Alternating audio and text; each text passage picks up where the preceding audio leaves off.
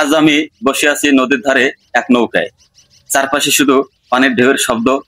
মনে হচ্ছে এই পৃথিবীর সব ব্যস্ততা যেন থেমে গেছে। অন্তরের ভেতর এক অদ্ভুত শান্তি ছড়িয়ে পড়ছে। হঠাৎ পেছন দিয়ে দ্রুত ছুটে যায় স্পিড বোট। মনে হয় এর যেন জীবনের প্রতিচ্ছবি। কেউ দৌড়ায় দুনিয়ার পেছনে, আবার কেউ থেমে যায় আল্লাহর সৃষ্টি দেখার জন্য। অথচ নদী তার আপন গতিতেই বয়ে চলে, নিঃশব্দে, ধৈর্যে আর অবিরত। নদীর ওপারে সাদা কাশফুলের মেলা।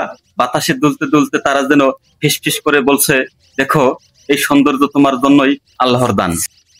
আল্লাহ বলেন, আমি আকাশ থেকে পানি বর্ষণ করেছি, আর তার দ্বারা শুকনো জমিকে করেছি সজীব।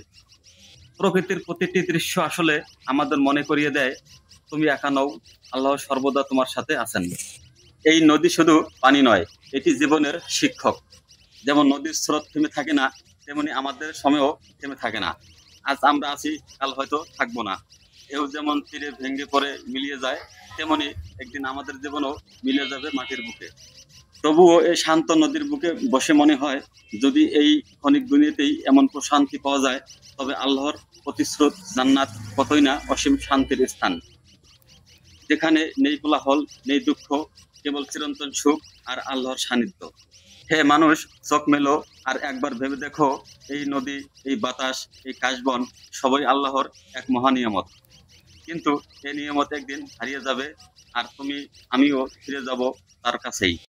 আপনি কি প্রস্তুত সেই সফরের জন্য?